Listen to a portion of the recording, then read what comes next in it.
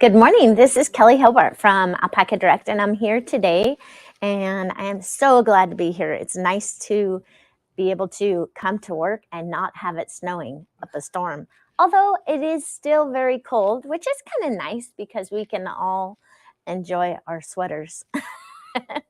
That's always great. Tell me we woke up to Yes. our heater is kind of Oh, yes. Our heater is doing this high-pitched squealing. So right after we get done with our taping, we need to get back home so that we can have the repairman come in and take a look and see what's going on with our heater in our house. Bad time for the heater to go south. Okay. It's awfully cold. Yes. Yes. So anyway, but we're doing great this morning. And I thought we could take a moment and go over. I was looking at different things around online, looking for different ideas, and I saw some great ideas that we could use to overcome some common challenges that we have in our knitting. And so I had 3 different ideas that I came up with that I thought were maybe you guys have run into, and then how I was able to find solutions quickly and easily. So I wanted to share you what my solutions were for these 3 common problems. And every week we have a giveaway. So for this last week, it was for some lovely vintage chunky, and it was in a purple or a blue colorway. And if you haven't tried vintage chunky before, and it's acrylic wool blend that is machine washable, and it's very soft. I really, really enjoy that yarn. So I thought for this week, we could do some lovely, it's Superwash by Coeur d'Alene Yarns. It's our brand of yarn. And we have this red colorway and we have a blue colorway. So cranberry, and I think this blue color is called sapphire. So tell them how to do it. And yes, Jim said, tell them how to do it, how to get entered to win. And the way that you get entered to win is you post comments in the comment section. If you have a pattern that you're working on, don't forget to put it in the comments, because a lot of us like to get ideas from you. And then we'll come and see that pattern and go ahead and knit it for ourselves. We get so excited about new projects. And then they have to vote too. Yep. What? Oh, tell them they have to vote. They have to vote on the colors. Yes. And you guys, what you do every week, Jim was saying that you have to vote. And what you do is you guys help us decide which colors to send out to the lucky winner. And so for this week, what was the lucky color? Do you know? We'll save it. We're going to save it Jim said we're going to save it. I wanted to know what the lucky color was for the winner for this week. Oh, right. Well, you guys vote. And then for next week, we can choose either the blue or the red in our Coeur d'Alene yarn brand of Merino Superwash yarn. So go ahead and vote on that and post comments in the comment section. Lots of people and awesome. Good morning. It's so nice. Thank you so much for joining me and sharing our love of knitting together for this few minutes that we have together. It's awesome. And so people from Europe too. Yeah, from Europe. Yeah. Oh, nice. There are some from Europe. And where else, Jim? New York, Maine, New York. Florida. Yep, Florida. Indiana. Nice. Indiana. Yeah. Awesome. That's great. Carolina. Oh, North Carolina. Great. Awesome. Nice to have you here with us this morning. So again, I'm going to be talking about 3 little ideas that I have to overcome 3 different problems. So I have a solution for each of the problems that you might run into as a knitter, and you might not have seen them, or you might have. I'm sure with the first 2 that you have seen them, maybe not with the third one. What are the we'll 3? see. Why don't you read the 3? The first one I wanted to talk about is how to avoid a sloppy join. So Jim, I'm going to come around here. And I want to, as beginning knitters or even advanced knitters, anytime that we cast on a bunch of stitches and we're going to go ahead and join in the round, we might have this join tends to get sloppy. It tends to have a loose, elongated stitch at the bottom. And so it's always nice if you can avoid that and then not have to worry about it. So here is the little sample that I did using the solution. And you could see how it looks pretty darn clean there. Why don't you compare them like side by side? Here's the one that, this is a long tail cast on, so it looks a little different than this cable cast on. And this one has purl bumps, but you can see how there's kind of elongated stitches right in here. When you join in the round, that just kind of happens when you do that. No matter how much you try to snug it up, it still happens. But if you look right here, you see that it's a little tiny bit, one stitch right here is a little bit longer, but not too bad. And the stitches all right next to it are completely really clean and nice looking. There's some new people joining. So what are you showing? Yeah. So what I'm showing you is when you join your work in the round to knit in the round, that first stitch of the join can tend to get sloppy in here. And so this is using the technique that I'm going to show you, which is super, super simple. And this one was not using that technique. So you can see how it's kind of sloppy right in here at where the join was. So now let's take a look and I'll show you how easy this little technique is. So here is my work right here. I have cast on some stitches and I want to join it in the round. So what you do is I cast on one extra stitch and then I put my stitch marker right before that extra stitch that I cast on. Then you want to take this stitch and put it over on this where it's going to be joined. Then you're going to find your working yarn, not your tail, your working yarn, because you don't want to knit with the tail.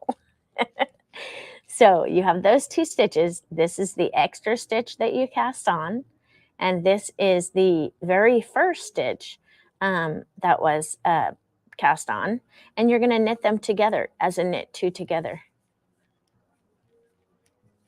And you just snug everything up. You pull that tail tight, and then you would just knit on from there. So say that this was a knit two, purl two. I can't show you all the way around what it looks like, but I'll show you my sample again in just a minute here. And that's all you do to join it in the round is cast on one extra stitch, put the slip marker behind the stitch that you cast on, and then do a knit two together. And it works great for 2x2 ribbing, or even if it was regular stockinette stitch that you were doing. This technique can work no matter what your pattern is that you're doing. Okay, so that was troubleshooting one problem that you can have in knitting.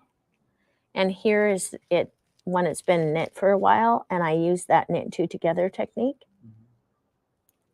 It just kind of cleans it up and makes your join so that it's not it's a substantial join and it doesn't get that sloppy first stitch. Isn't that cool? And it's super easy. So just cast on one extra stitch, move that over to the left-hand needle, and then, oops, I needed this, and then go ahead and do a knit two together.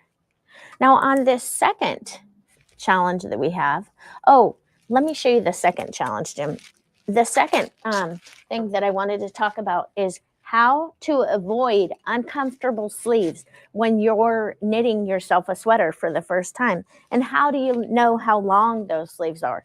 So I wanted to show you what I do when I'm doing a sweater and I want to get the length and the width of the arms correct. I dig in my closet and I find sweaters that I wear all the time. And by looking at these sweaters, we can tell how wide the sleeves should be and how long the sleeves should be. And I would say that when you're knitting your sweater and you're doing your arms, first of all, I want to preface it by saying I usually knit the top down sweaters so I can try them on as I go, because that's what makes sure that when I'm done with my sweater, it actually fits. Because I know as I'm knitting, I don't knit the whole thing just to find out that it doesn't work. And you could even do it with top up sweaters. You could try them on as you go. You'll just be trying on the bottom of the sweater and then trying it on as you go up. But I would say don't be afraid to separate those stitches onto two needles, two long needles, so you have longer cords, and you can throw that sweater over your head or step into it and see how it fits you. And because it's really important, you know, we spend hours and hours and hours making our sweaters, and they're so beautiful. And the last thing we want to do is make a sweater that is either so small that we don't like wearing it, or so large that we look like we're wearing a paper bag. Either way, it won't get worn very much. We don't want that to happen. No way, no how. So I'll show you what I do. Okay, so here I am right here. What I would do is go into my closets, and don't use sweaters that you don't wear. Use the ones that you wear every single day. So this is a sweater that I use all the time. The only thing is the sleeves on it are a little bit long, but I kind of squish them up and they're fine for me. And then I just put a cuff on. I roll it over like that. And you'll have to decide for yourself when you're knitting your sweater, do you want to roll the sleeves over like that or just make it shorter? You know, you don't have to do that. But then I would take a handy dandy tape measure and measure it. Measure the length of your sleeves and measure the width of your sleeves. And then start knitting them. If the pattern you think you're wearing a medium and it's going to be too tight according to your gauge around the arm, then cast on enough stitches so you can do large sleeves, the large size sleeves. You know, you don't have to. You could take a pattern that is where you knit size extra small from the shoulders down to the waist, and then knit the small from the waist on down. I mean, there's a lot of things that you can do. Yes, to make it fit you so that you enjoy wearing it, because you want to make that sweater so that you want that to be the first sweater that you pull out of the closet. So just measuring the lengths of a sweater that you enjoy is great. And don't forget to measure the width. Oh, and one more thing I need to remind you. One more thing that is crucial. Some yarns really stretch out and some yarns have almost no stretch at all. So if you try on that sleeve and you haven't blocked your sweater while it's in progress to see the finished width, just be careful of that, because it might be a whole different size. And that would take some of the joy right out of it if it's way too big and too baggy. But you know, some people like wearing baggy sweaters. So when you try your sweaters on from your closet, look in the mirror, say, what are my sweaters like? Are they snug? Are they loose? How do they fit? So that when you're building your sweater, you're building one that you're going to enjoy. So that's enough said about that. And I would take more than one sweater out of your closet and try and get sweaters that are kind of knit type sweaters, so that you can get the closest fabric, you know, because this is kind of a knit, and you want to get something that's similar fabric so that you kind of know that when it's knitwear, this is how I like to wear it, and this is the width and this is the length, whether it's the sleeve or the actual length of the body of the sweater all the way down. I can tell you from experience, for the most part, for my sweaters, I mean, these are really long on me, but I like my sweaters longer, because the last thing I want to do is bend over and have my back showing when I'm wearing a sweater, because I get cold easily. And so having my back showing when I get cold all the time. Fibers tend to grow when you're wearing them. Well, so Jim said, what fibers tend to grow when you're knitting with them? That was a question from one of you viewers. And I would say that a lot of superwash yarns, like this yarn that is for our giveaway for next week, it is a superwash yarn, which means it's been treated to be machine washable. But when they do that, that yarn can be a yarn that would stretch out. Also, like Sueno, I don't have any right here, but Sueno is a beautiful yarn, but it stretches. It really grows when you block it. I think that, and once it's blocked, it doesn't, how shall I say it? It doesn't grow after that. it just grows initially when you do that first blocking. But it's a fantastic yarn. You just need to keep that in mind when you're knitting with your yarns. And like these, the vintage, this yarn doesn't grow a whole lot. It really doesn't grow a whole lot. But all yarns, when you block them, will grow. They will smoothen out and maybe grow just a tiny little bit, but not a ton. And then there are ones like that Sueno that grow surprisingly a lot. So just watch out for maybe yarns with bamboo in them, and then superwash yarns, and Alpaca?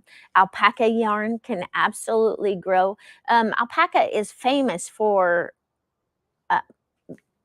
uh, drape. It's famous for drape. So when you're doing your alpaca sweaters, know that they're just going to drape.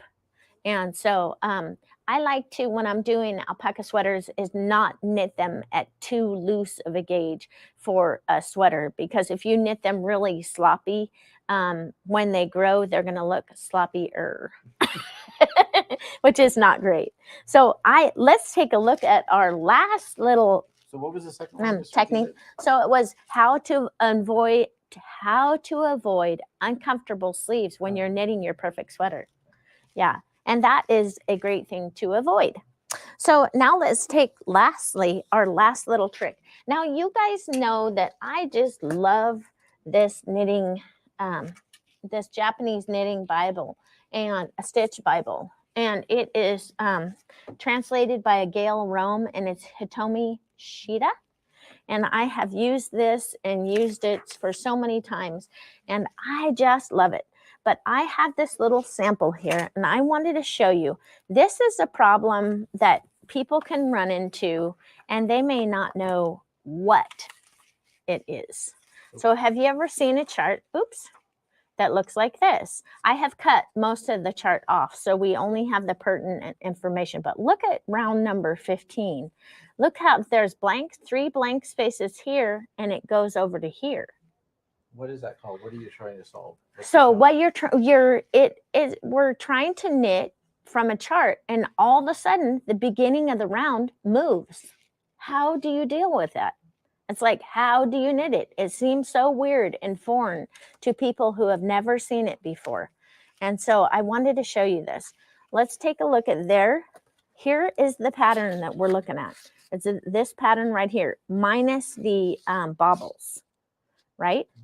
But when they make this 2 by 2 by 2 cross, the cable moves over 3 stitches to make this shape and make it look as beautiful as it does. So I wanted to show you. See, and right here is a picture of it. If you can see, right here is the repeat. That's the repeat. Okay, but this cable, see how it moves over? It moves over. So, how do you knit that over on this side when it moves over like that? So I wanted to take a look at this with you.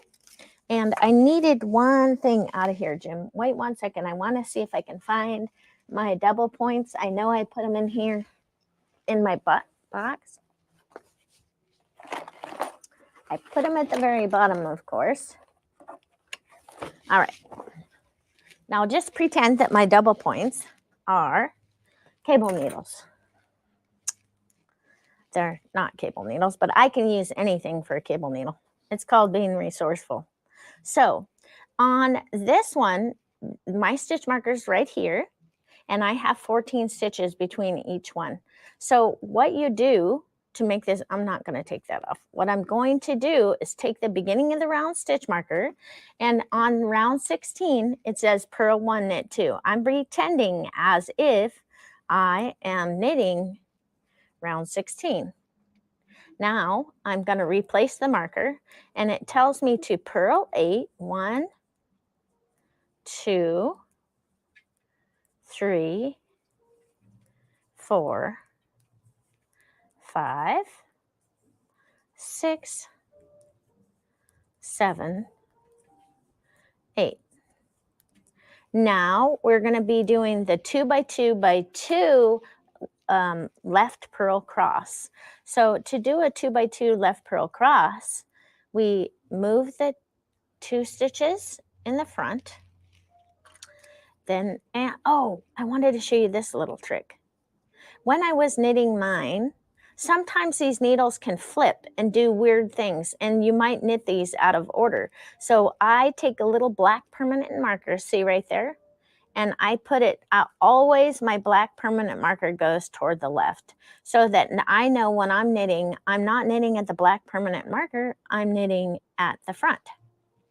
So let's finish this cable. So this stitch marker is also going to have to move. So we put, oops, oh, and look for my black.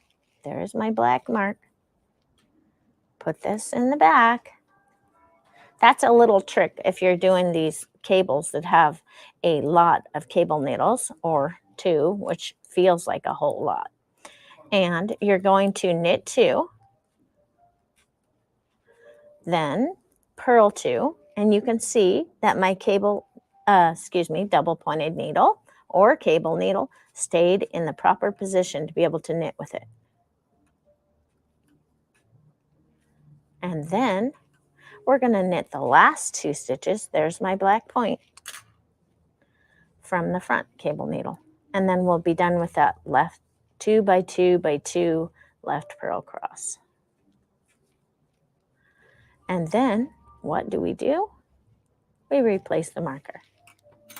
Okay, and then we'll just do that all the way to the end of the round. And then when we get to round 16, how we address that, we move our stitch marker to the right 3 stitches, and we act as if we've already knit the purl 1, knit 2, because guess what? We already have.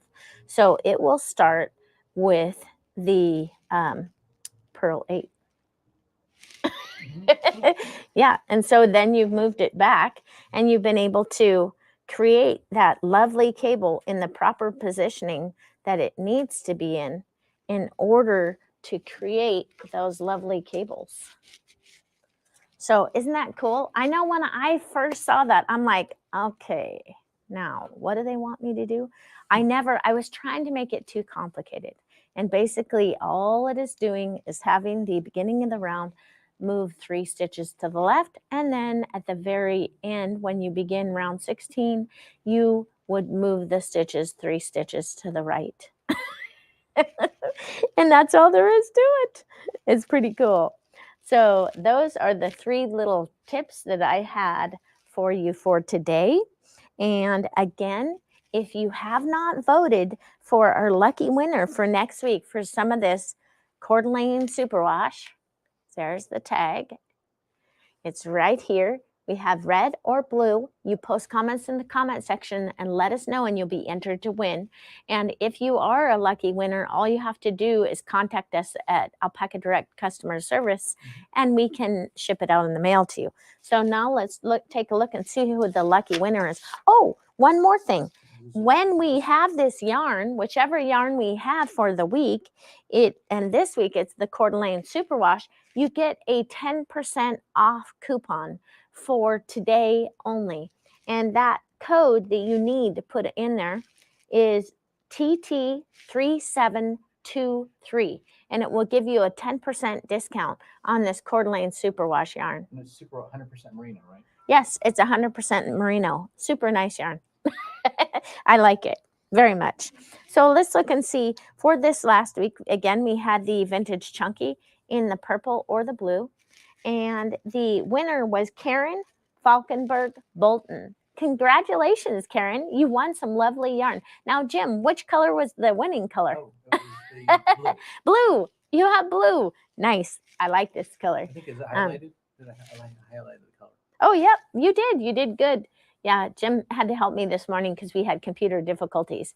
But this is the winning color. So Karen, you just contact us at customer service at Alpaca Direct and give us your shipping address, and we can mail it out to you right away.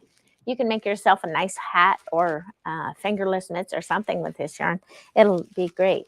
So for this next week, I was going to, what was I talking about? Not sure. what I'm going to be talking about. No, I had an idea. I'll have to take a look at my notes. It'll be a surprise. So I will see you next Tuesday. And thanks again for sharing your time with me today.